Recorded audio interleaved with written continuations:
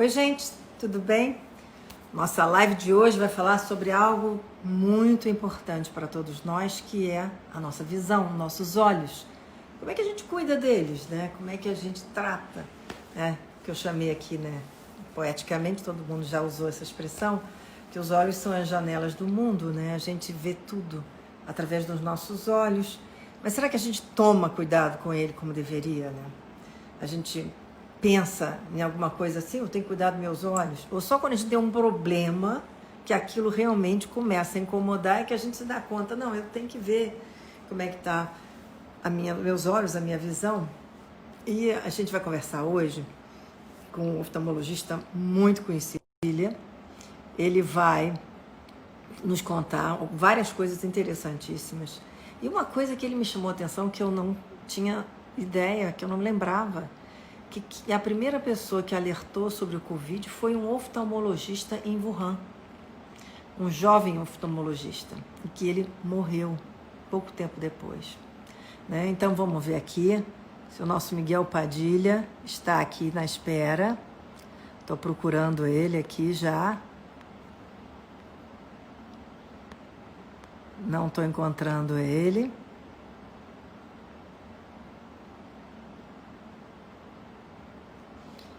Vamos ver se ele entrou. Eu achei essa coisa que ele contou para mim hoje, que a gente não lembra, né? Mas foi isso. Foi uma pessoa que realmente foi esse médico, oftalmologista em Wuhan, que foi a primeira pessoa a falar sobre o coronavírus. É incrível isso, né? Aqui. Vou chamar. Cadê ela? Sumiu aqui. Tá aqui. Estou chamando ela da Maria Regina, da mulher do Miguel. Sabe o que eu acho interessante? Que alguns médicos ainda não estão assim, querendo muito usar essas mídias sociais e acabam entrando. Olha o Miguel aqui, Padilha. Oi, Miguel, tudo bem? Márcia, como é que vai? Tudo bem? Tudo Tudo tranquilo? bem.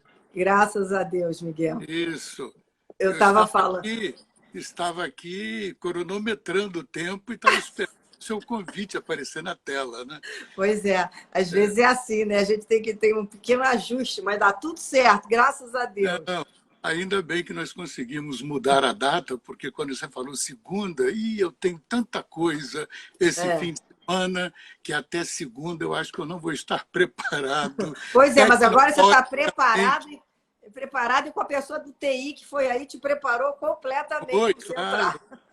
Chega num determinado momento que a tecnologia avança tanto, são tantas novidades, e aí a gente tem que tentar correr atrás. É Então, verdade. em 15 minutos, vi que é uma coisa muito mais fácil do que eu imaginava, né? Tá vendo?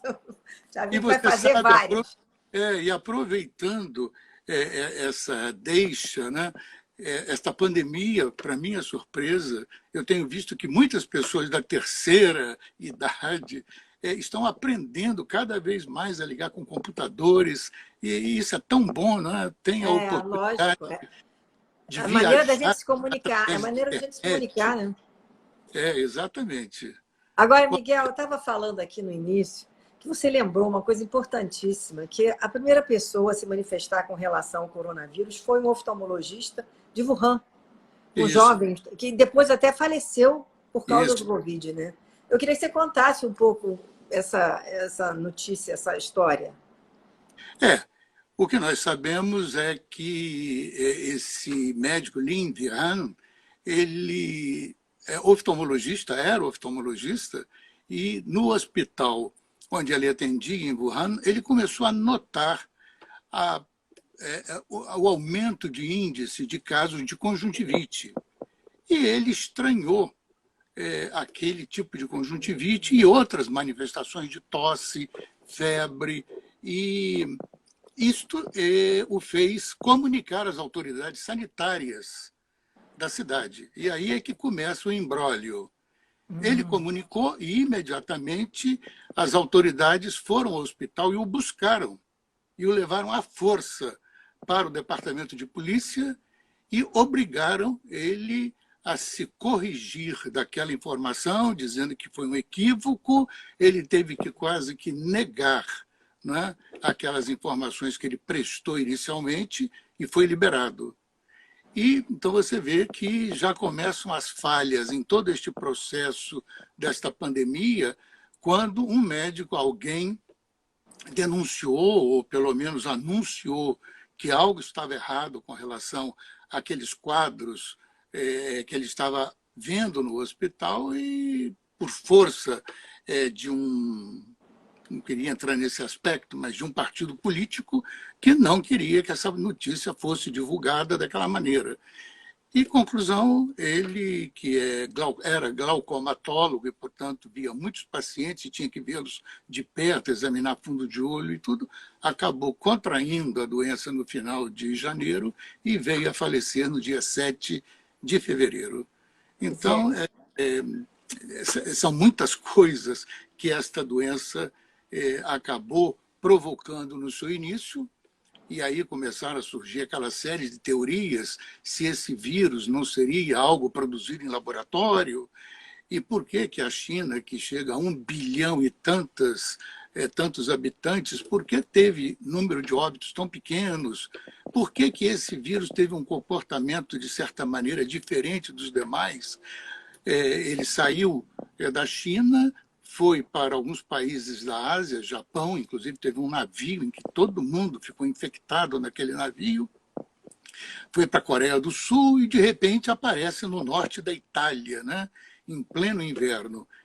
E aí vem uma outra consideração importante, porque, no primeiro momento, muitos pesquisadores e epidemiologistas, virologistas, achavam que aquilo deveria ser um vírus que estava se multiplicando com uma velocidade muito grande por causa do inverno do hemisfério norte. E na Itália,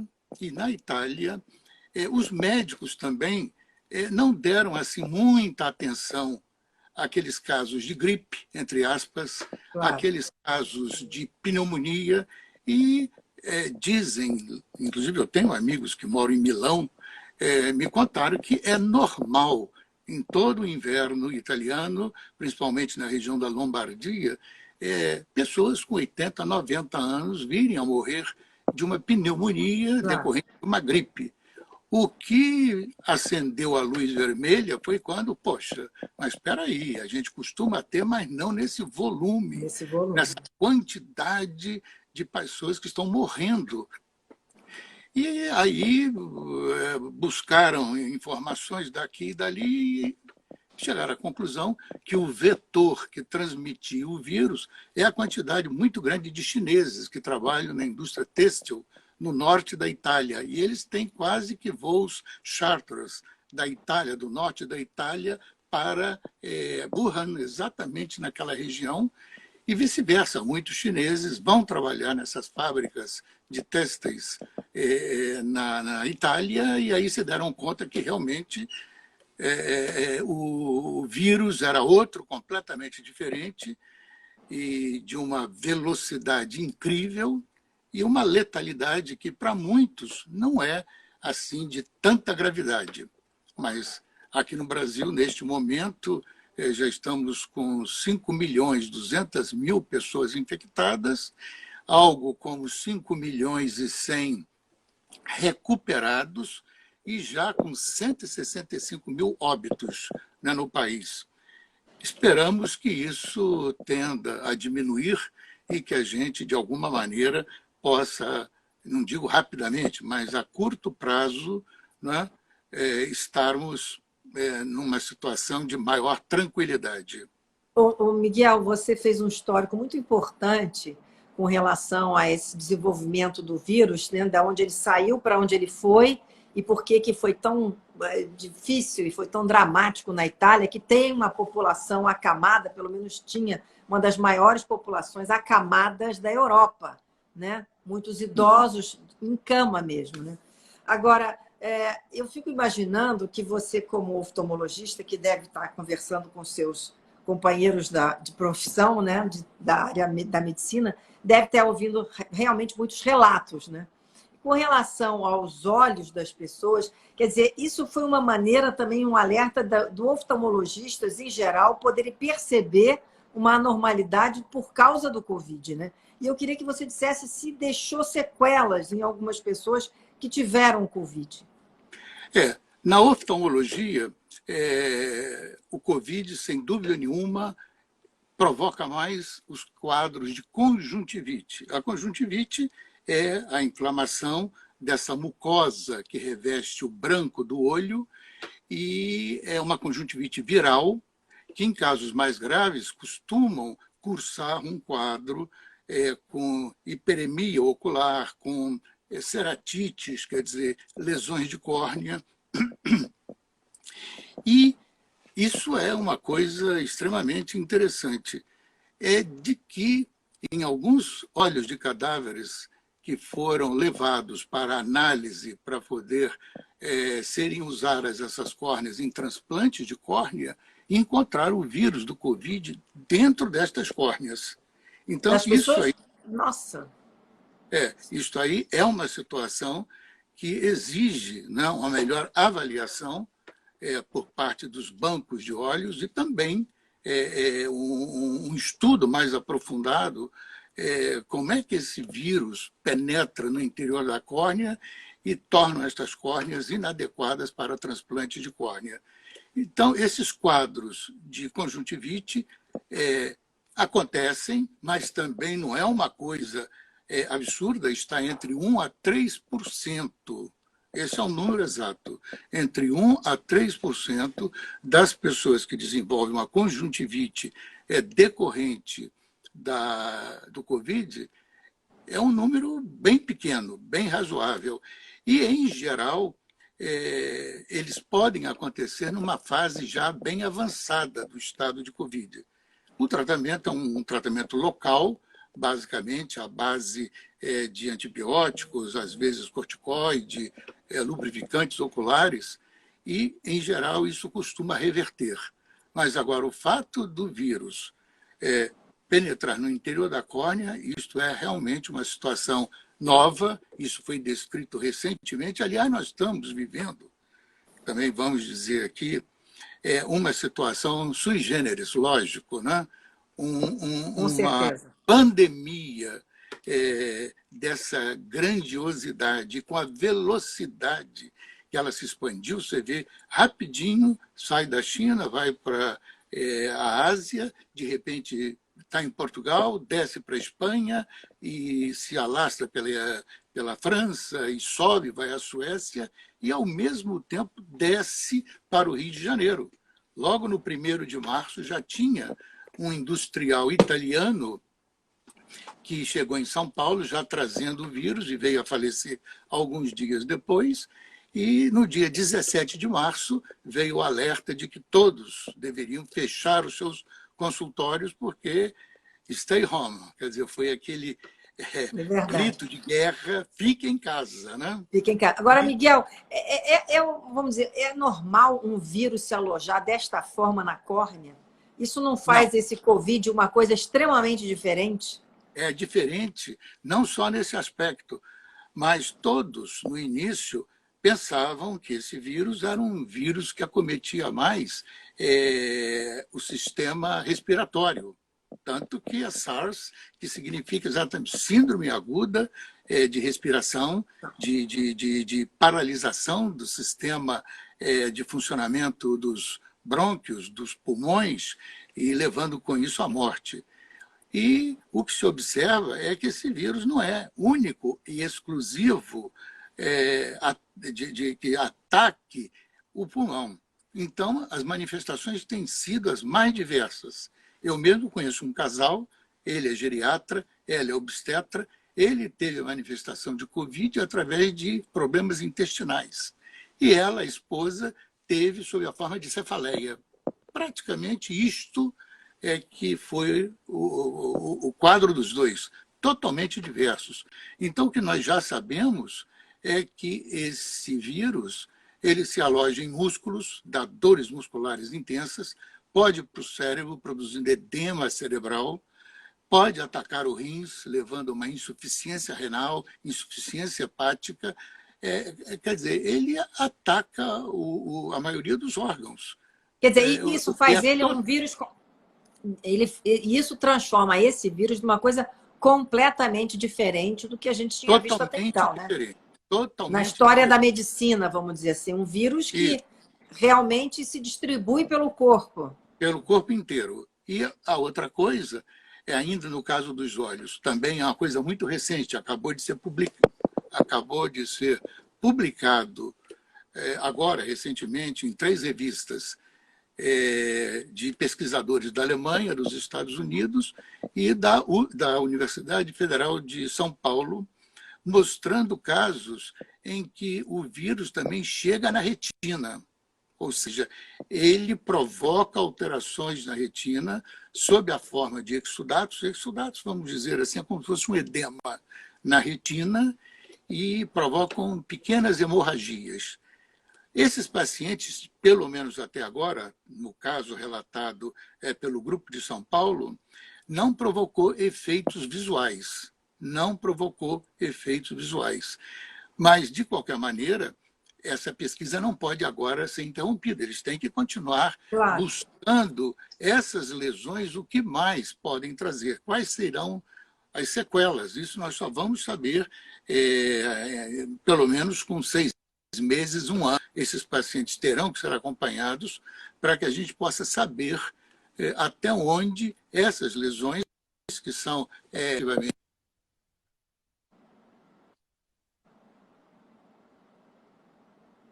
Miguel, congelou aí um pouco.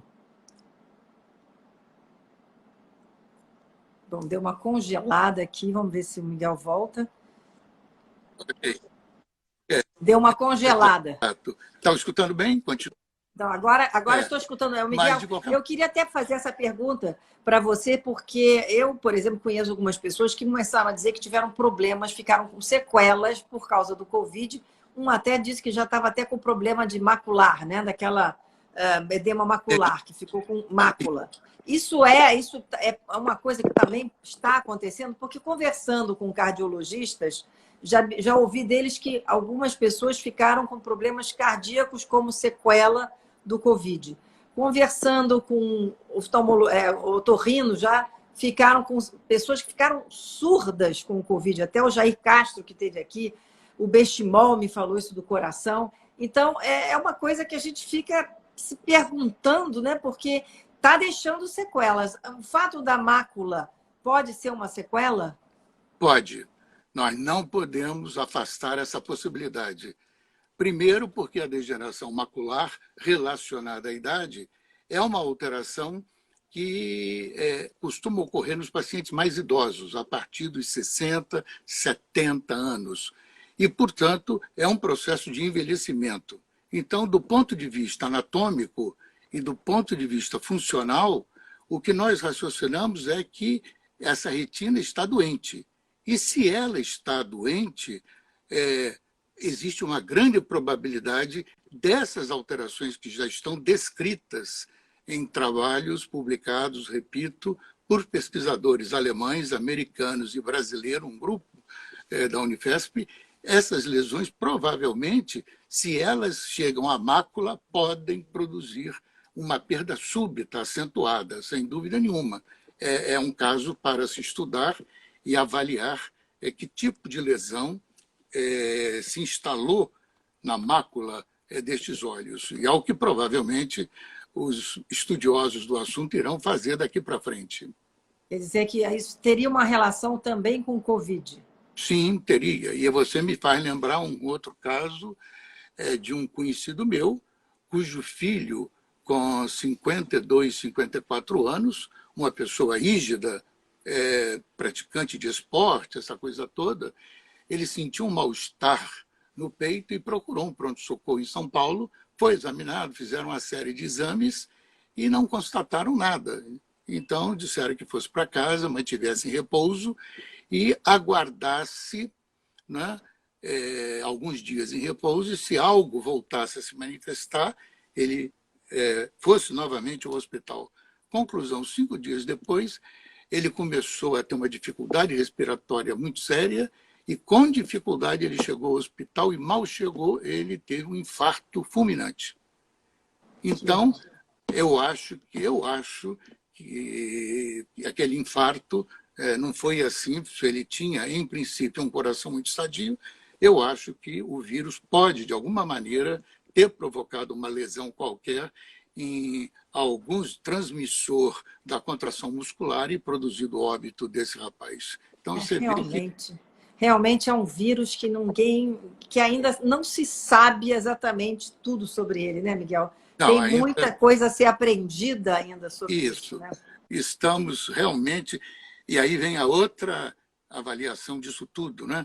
Logo no início, no meio de julho, agosto, setembro, muitos leigos, totalmente tontos, diziam: poxa, mas esses médicos não são capazes de dar uma luz para nós, nós estamos perdidos no meio dessa confusão total. O presidente da OMS, da Organização Mundial de Saúde, uma hora fala uma coisa, depois se desmente, e de repente surgem os remédios, né?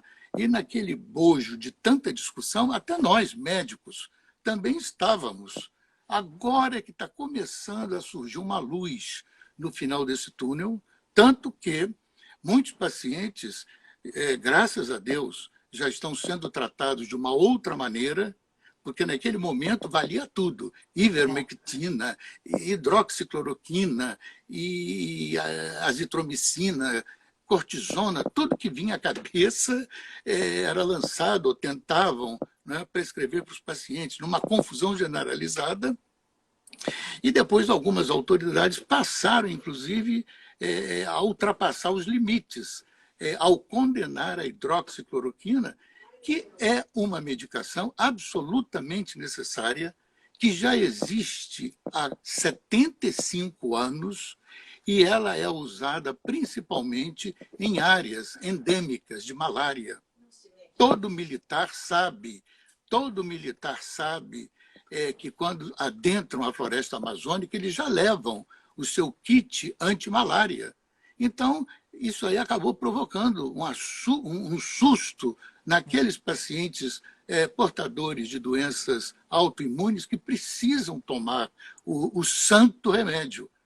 É lógico que o remédio tem uma ou outra possibilidade de provocar algum problema, mas os casos são raros. Na minha área, a hidroxicloroquina, se usada em doses cavalares, pode eventualmente produzir danos à mácula e levar à cegueira.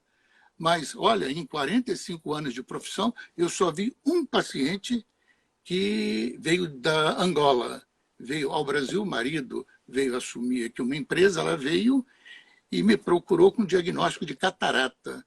Aí eu examinei e falei: desculpe, a senhora não tem catarata. Olha, e por que a minha visão está tão ruim? Eu examinei e perguntei: por um acaso a senhora toma hidroxicloroquina?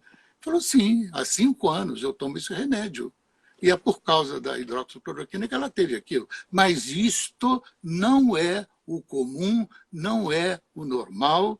E se nós podemos tranquilizar a população, os que estão tomando hidroxicloroquina, é uma medicação muito receitada pelos reumatologistas, continuem seguindo as orientações dele, sem ficar paranoico com essa história.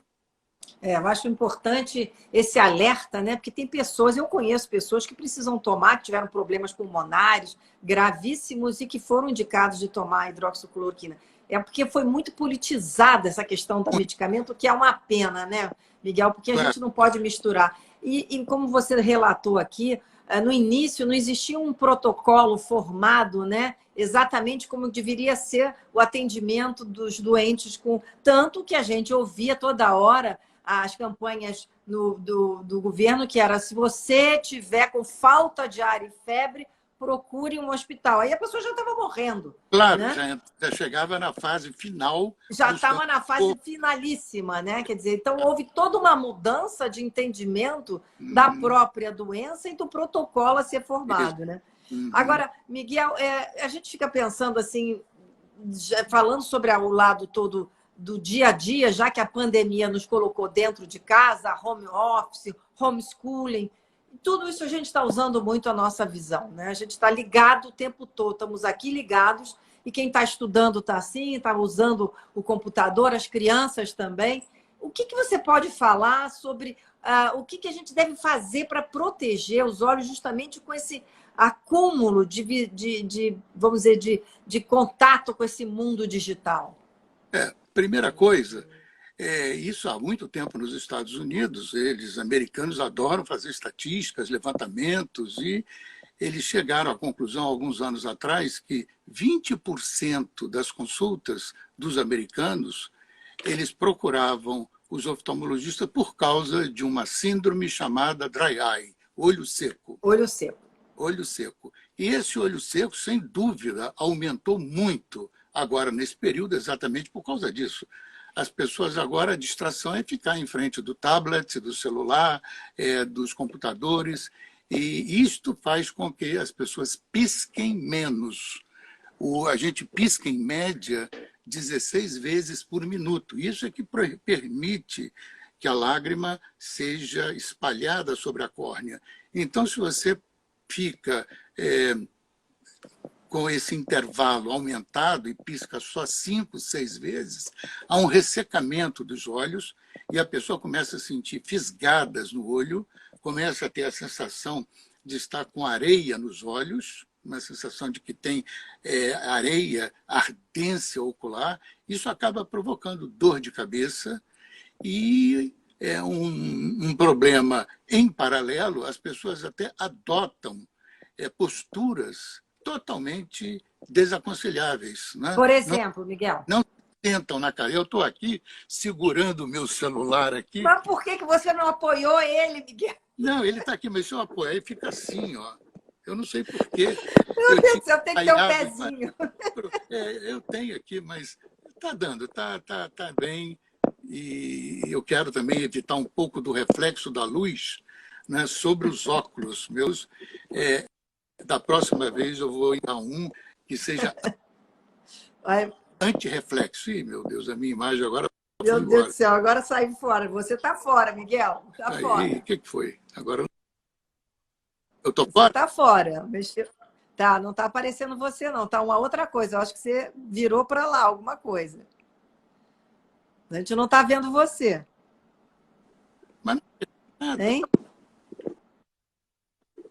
Não, A minha voz cadê você, Miguel? A voz está, mas cadê você? Você sumiu. Vira para você o telefone. Você está com o telefone virado para você ou você virou ele para outro lado? Você mudou de câmera, teve alguma coisa. Pronto, já está vendo? Não, realmente eu inverti. Pronto. Mas ainda não voltou. E você virou a câmera. Tá todo mundo escrevendo aqui. Virou a câmera, virou. Agora, voltou. Voltou. E agora você está sem voz. Cadê a Regina? Regina, socorro. Dá uma ajuda aí, Regina. Ele está sem voz, Regina. Cortou a voz dele, Regina.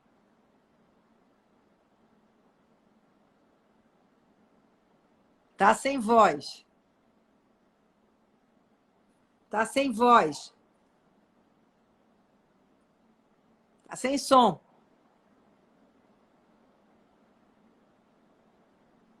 Sai e volta.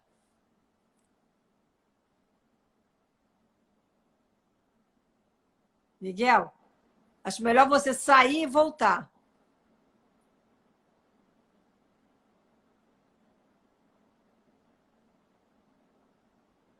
Sem som.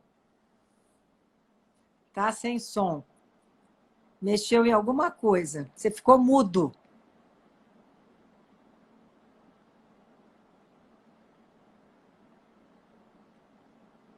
Ah, meu Jesus. Miguel, tá sem som.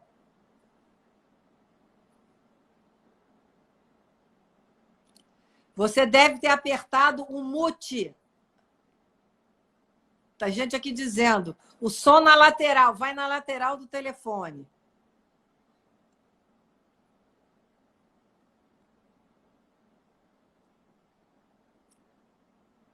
Até- a- Gente, ele não está me ouvindo, né? Também, eu acho que é isso. Eu também acho que talvez seja melhor sair e voltar. Mas eu estou com medo de tirar ele. Eu quero que ele me veja aqui. Ele está perguntando para alguém. Deve estar checando com os universitários, sabe, gente? Como é que é? Pois é, tem uma explicação tão boa de tudo que ele está falando aqui. Ai, meu Deus. Deve ter tirado o som. Todo mundo adorando a live. O mute, aqui na lateral.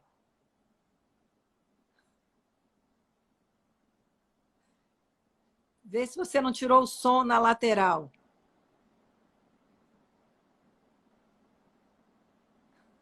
Meu Deus. Na lateral. Vê se não está o som na lateral aqui, da lateral do telefone. Se você não apertou.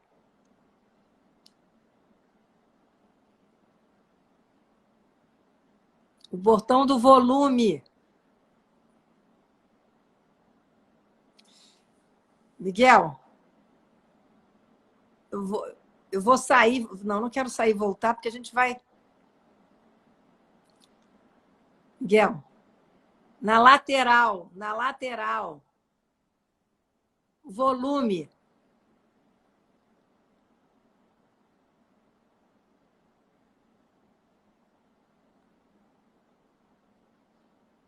Volume na lateral. Bom, eu vou ter que chamar o Miguel Padilha de novo. Que pena, né, gente? Mas ele vai voltar.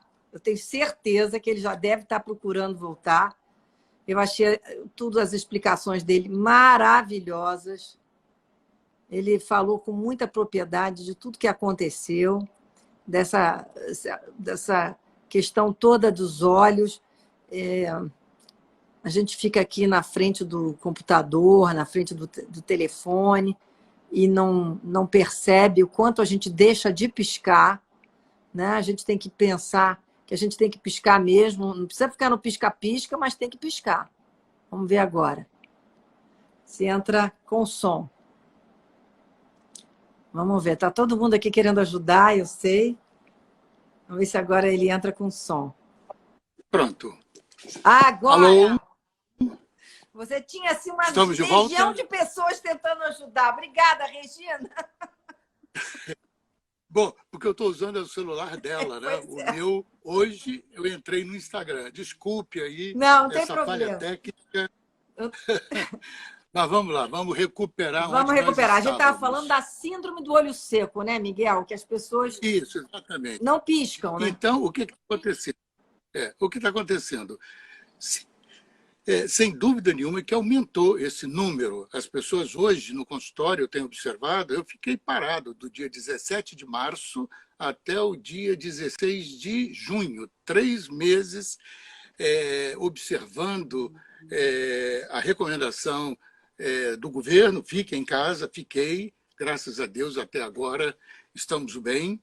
E é lógico que eu tinha também um compromisso, quer dizer, eu não ter a doença para não transmitir para minha esposa. É outro problema que nos coloca numa situação, aliás, um breve intervalo para comentar sobre isso. De novo, os Estados Unidos fez um survey no sentido de saber dos médicos como é que eles se sentem com relação ao estado de ansiedade dos médicos nos Estados Unidos. Claro. 75% dizem que se mostram hoje muito mais ansiosos do que no ano passado. E quais as razões que levam a esse grau de ansiedade tão intensa? A maior parte pelo medo, é lógico, de contrair a doença e vir a morrer. Esse é um fato que fica no ar. E, principalmente, o medo de transmitir essa doença para a sua família. Claro. E, no Rio, a quantidade de pessoas... Eu mesmo tenho uma grande amiga que ela tem o pai e mãe com Alzheimer. Ela fez um home care casa. Então, coitada, ela fica tomando com a da mãe. Os dois já estão com 90, 94 anos, e ela não sai de casa em hipótese nenhuma. Por quê? Porque ela tem medo dela contrair a doença e alugou um apartamento no mesmo prédio para o filho, a nora e a neta. Ela realmente se colocou numa situação de total isolamento de tudo e de todos. Gente, Imagina, mas isso já é 9 meses nesta situação. Então, as histórias são muitas. dramáticas, Mas voltando dramáticas. aqui, dramáticas, dramáticas. É porque a gente não tem assim muita ideia do que isso significa. Mas o fato é que então aumentou o número por causa dessa expansão em termos de horas dedicadas ao computador e ao celular e ao tablet. Então, o olho seco está mais presente.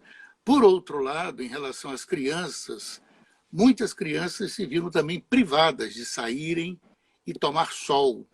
E o sol contém a irradiação ultravioleta, que na parte da manhã é muito importante que todas as crianças, na faixa de 2 aos 5 anos, tomem um banho de sol, Olha, pelo menos por 15 a 20 minutos, porque essa irradiação ultravioleta ajuda a liberar uma substância no olho chamada dopamina. E essa dopamina inibe o crescimento do olho. Então, não expostas ao sol, menos dopamina, maior número de pacientes no futuro com miopia. Então, com as miopia. autoridades sanitárias da Inglaterra já preveem que na próxima década nós vamos ter um verdadeiro boom de pessoas míopes, exatamente, em parte, é lógico, por causa da ausência dessa exposição das crianças ao sol. E isso já se observa que nos países nórdicos, principalmente, onde existe menos sol, existe muito mais míope do que, por exemplo, na África, né, nos Olha, países tropicais. A incidência de miopia é muito baixa. Basta você dar uma olhada num panorama de uma rua de Tóquio para ver a quantidade de míopes. Né? Aliás, é o país que apresenta o maior índice de miopia, é o Japão. por que o Então, Japão? nós temos... Porque o país nórdico poderia ter mais gente míope, né? Mas o Japão tem um outro aspecto que é o genético. Como eles vivem numa ilha, isso favorece o aumento de problemas derivados dessa genética que acumula, né, alguns erros. E esse é, de certa maneira, um erro genético produzir ou facilitar, né, a multiplicação dos míopes. E o outro problema também, que é muito importante, é que essas pessoas que ficam dentro de casa acabam por sofrer problemas de transtornos mentais. Ah, isso é uma coisa gravíssima. A quantidade de pacientes que me procuram se queixando, doutor, eu não sei, mas eu de vez em quando acho que estou vendo fantasmas. O que é Nossa, isto? Isso aí simplesmente é motivado pela tensão emocional.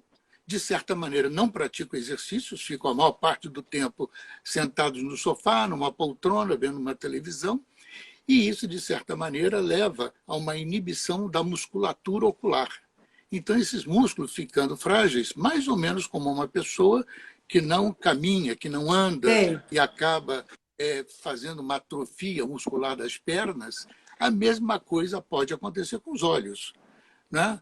Então, esses músculos, por vezes, deixam de funcionar adequadamente, aí eles passam a ver realmente em duplicidade, e aí eles têm uma visão de dupla. Isso se associa a um estado de ansiedade, preocupação, e eles nos procuram pensando que estão alucinados com algum problema. Né? Isso também tem acontecido. Mas que coisa, Miguel. Quer dizer que a pessoa começa a achar que está vendo uma sombra, né? Porque é uma duplicidade, está achando que está vendo Isso. fantasma. Exatamente. Eles descrevem. Eu não tomei nenhum remédio alucinógeno, nada disso, e agora eu estou observando isso, que de vez em quando eu fico olhando e vejo as coisas dobradas, vejo fantasmas dentro da sala. É uma situação muito curiosa esta. E é lógico, muitos ficam tomando tranquilizantes, então o uso de antihipertensivos, ansiolíticos, quer dizer, aqueles remédios para se sentirem mais tranquilos, também levam a um aumento da secura dos olhos e aumenta o número desse quadro que nós chamamos de síndrome do olho seco. Quer dizer que ansiolítico Uhum. também leva a ter a secura dos olhos. Leva Imagino que as pessoas ansiolítico, estão tomando de ansiolítico, né? muito remédio. Realmente é uma quantidade que aumentou demais. As pessoas, às vezes, olha, que é uma coisa que eu posso medir pelos pedidos de clientes. Doutor, o senhor poderia me fazer uma receitinha daquele remédio controlado? E eu não uso normalmente, eu não costumo receitar ansiolíticos. Eu prefiro que o clínico, o cardiologista ou, eventualmente, o psiquiatra receitem, né? Mas eu notei no meu dia a dia que aumentou de uma forma significativa pedidos para prescrevermos remédios ansiolíticos. Agora, Miguel, e como é que você Uhum. está vendo as vacinas, hein? Quais são as informações que você tem com relação a essas vacinas? Você está confiante? Você está achando que está mais próximo? Qual é a sua opinião? Olha, eu acho o seguinte, ainda temos tempo? Como é que estamos de tempo? Eu Temos nem mais sei. uns 10 minutinhos só. Temos uns 12 Ah, minutinhos, vamos. então, antes de falar um pouco nesse tema, uma outra coisa que eu queria chamar a atenção é a questão das lentes de contato. Ah, isso é muito importante, né? Porque quem usa lente de Isso contato é pega muito no olho, importante. né? Isso, exatamente. Eu tive até um caso de uma cliente que ficou com as lentes de contato durante 3 meses nos Nossa. olhos, né? 3 meses nos olhos e, de certa maneira, talvez por temor de sair de casa e buscar uma ajuda de um especialista. Finalmente, ela me procurou e estava com a lente de contato nos olhos durante 3 meses. Mas isso aí é só para ilustrar essa questão de lente de contato. As pessoas que puderem usar menos lente de contato nesse período, eu aconselho que usem óculos, né? Não abusem da lente de contato. Tem gente que se adapta tão bem que chega a usar 12 horas, 14 horas. Mas tem muita gente que mal consegue usar 3, 4 horas diariamente. Então, usem o menos possível. E quando manipularem essas lentes de contato, tem que redobrar a atenção e não usar o álcool gel para limpar a mão e pôr na lente de Lógico, contato. né? Então, você está levando álcool Para os para olhos. entrar em contato com o olho. Então, lavem bem as mãos com água e sabonete, bem mesmo, água morna de preferência, enxuguem bem e aí removam as lentes de contato e coloquem no frasquinho, não com soro fisiológico. Procurem sempre colocar um produto químico que tenha a capacidade bactericida e bacteriostática. Não é lógico que não vai matar um vírus, mas pelo menos estamos buscando reduzir ao máximo a possibilidade de contaminar esta lente de contato e levá-la ao olho. Então, isso é fundamental, é extremamente importante este cuidado com relação às lentes de contato. E tem também as Agora, descartáveis, então, né, Miguel? sim, existe para esse momento, para aquelas pessoas que, em termos do seu trabalho, não querem usar os óculos, ok, boa lembrança. Usa a lente descartável diária. É só chegar de noite e jogar no lixo. No dia seguinte, pega uma novinha, já sai do estojo, do envelopinho lacrado, vai para o olho. E isso é uma solução realmente a melhor para reduzir as chances de se contaminar através dos olhos. As vacinas. É lógico, eu acredito firmemente que estamos a caminho disto. Estamos a caminho. Agora mesmo, hoje é dia 11, dia 9.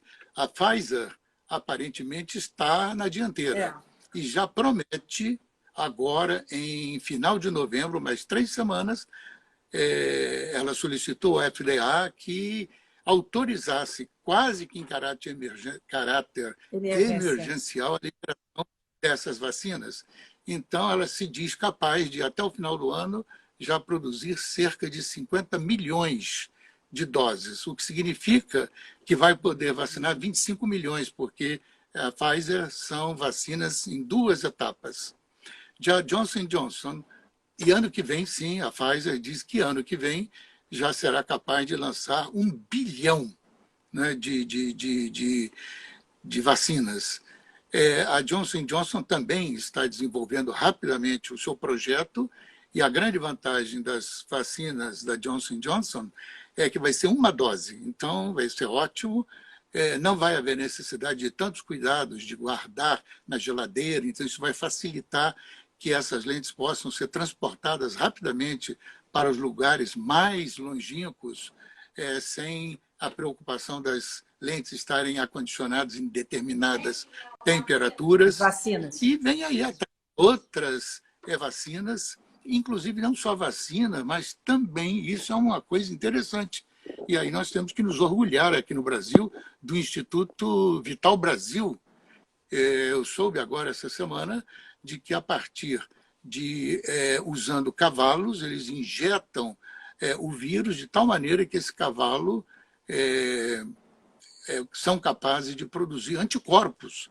E esses anticorpos, se a pessoa estiver com a doença, num processo, naquele momento de infecção, recebe uma dose já do anticorpo, e esse anticorpo atuará imediatamente contra o coronavírus. Então, são duas frentes que estão caminhando assim bem rapidamente. E não nos resta outra possibilidade senão torcer, rezar, orar, implorar que eles consigam, né, o milagre de termos essa vacina. E olha que está sendo um processo fantástico, porque as vacinas antigamente levavam 3, 4, 5 anos para serem disponibilizadas.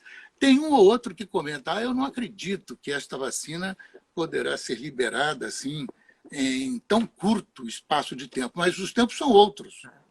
Hoje se consegue fazer estudos em 45 mil pessoas, como é o caso da Pfizer, em diferentes pontos do mundo. Aqui no Brasil mesmo, temos grupos que estão como voluntários, fazendo os testes. Né? Essas informações rapidamente são coletadas e o computador traduz isso tudo assim, em questão de horas. Então, isso tudo abrevia esse tempo de pesquisas.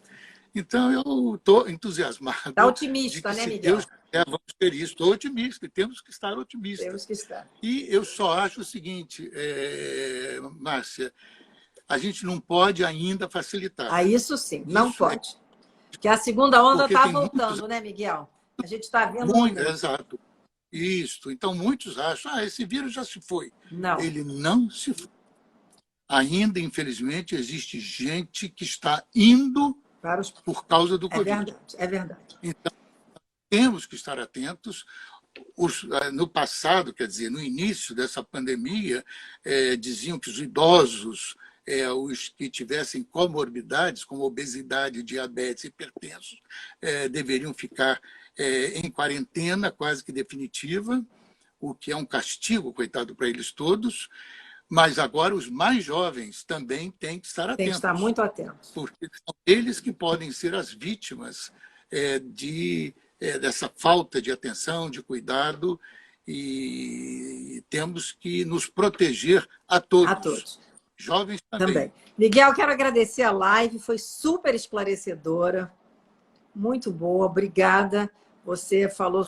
Márcia, eu te agradeço mais uma vez a você essa oportunidade de trazer aqui a esse público essas informações. Eu espero apenas ter sido bastante cauteloso, né? A minha palavra aqui é exatamente de pensar de maneira positiva. Né? É um vírus que nós vamos vencer. A ciência tem condições de eliminá-lo da face da Terra, ou pelo menos torná-lo endêmico. É verdade. Nós hoje convivemos com malária há tanto tempo e outras doenças endêmicas. Eu espero que a gente consiga transformar essa pandemia numa endemia aí muito corriqueira, se for o caso. Miguel, muito obrigada. Boa noite. Agradece a Regina aí o empréstimo do telefone dela. Tá bom? Foi um prazer falar com você. Foi ótimo também, Márcia. Um beijo. Beijo. Boa noite, Miguel. Tchau. E um abraço a todos que nos ouviram. Obrigada, Miguel. Gente, obrigado. Foi maravilhoso, né? O Miguel foi super claro, explicou tanto. Olha, gente, realmente a gente tem que ter otimismo, né? Mas não pode abrir mão de todas as precauções, como ele falou. A gente tem que tomar cuidado, usar máscara, não está fácil, Vamos continuar tomando conta da gente e dos outros para que todo mundo possa passar por isso de uma maneira mais leve e que a gente consiga domar essa pandemia. Uma boa noite para vocês. Eu volto na sexta-feira com outro assunto. Nós vamos falar com o mestre da beleza, o Mauro Bretas vai dar aqui, para falar como é que está essa nova questão da beleza na mulher, né? Os cuidados com a beleza, tá bom? Então, uma boa noite para vocês.